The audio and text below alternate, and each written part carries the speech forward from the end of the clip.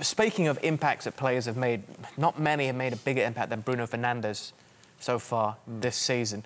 And it's been nothing but good for Manchester United and the demands that he's bringing from his teammates as well. Yeah. Whoever you sign, there is an element of risk about it, and it would appear that United have got their recruitment spot on with Fernandes. You know, he commands the ball, the game goes through him, he's already scored goals, he's provided assists, and because of the confidence that he's shown, I think it's given the rest of the Manchester United players some real belief themselves. What really struck me when we were in the UK for the past 5 weeks and seeing Manchester United up close is how vocal he is as well, how demanding he is of his teammates, telling them where to be, telling them where to go, which, from my eyes, was lacking for a long time. Yes, certainly. You've got a player there with a lot of self-belief, and that translates to the other players when you get it right. It's a great signing, as Gary said there. And again, I think there's still more to come as well, and this is the key to it. They can actually be better as well for Man United. So, again, if that continues along with Fred, then we're in for a great game today. You do wonder where Manchester United would be right now if they had signed him in the summer when they were first linked to him. But can I also ask, in terms of signing, lifting up players, there are very few transfers where I can think I know exactly where I was when I heard that happen. I think Fernando Torres was one. The Neymar one, obviously, to PSG. Phenomenal. Maybe Ronaldo as well. Yeah. But Robinho, moving to England, now that one, I still remember being at home on deadline day. Yeah.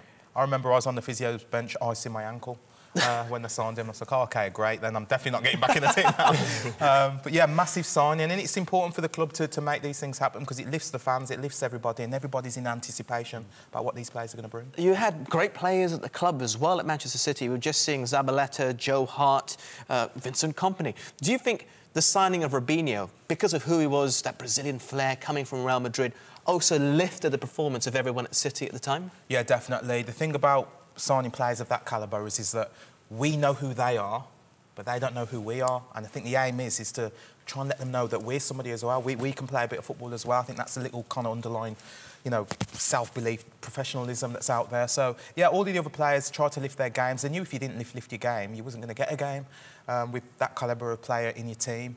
And certainly the other players that were signed as well, it wasn't just the domestic players, it was the other players that were signed as well. They had to lift their games.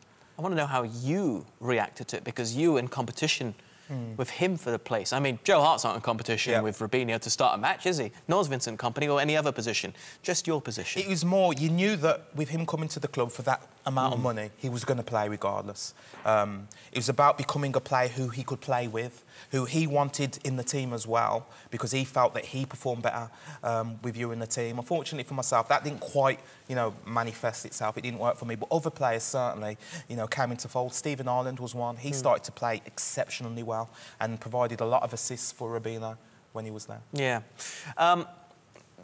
Just looking also at some of those players there, like Stephen Ireland, etc., because he was so young. Yeah. So is it someone to look up to as well? You know, to help to grow and aspire again, to? The key a lot at the time, I say this all the time, is training. OK, there's one thing doing it in the game, and that's what you're leading up to. But week in, week out, you learn so much about each other in training. And there was Stephen Ireland, Robinho and Delano. Them three in training, if they were on the same team, oh, my gosh, it was all over. They were incredible, you know. And it was a challenge to try and beat them, but some of the stuff that they did was absolutely magical. And the coach at the time, Mark Hughes, he was in awe as well. And obviously, we know Mark Hughes, great player, good manager as well. He was really enjoying the place that City were in at the time. Wow. Well, I can't add much more to that. I mean, you remember the signing as well. Yeah, it was huge news, massive. Big news indeed. I mean, we look at the fee now and it's like, oh, it's not that much. But in perspective, because some of our younger viewers might not actually remember what happened, but it was absolutely massive. I think that was the start of the big, well, it was the beginning of this massive journey that City have been on and are still on. Also, in terms of Manchester United signings, do you reckon that he could be the best post-Ferguson signing? Potentially. Bruno Fernandes. Yeah, well, of course, and I guess that's what they are hoping.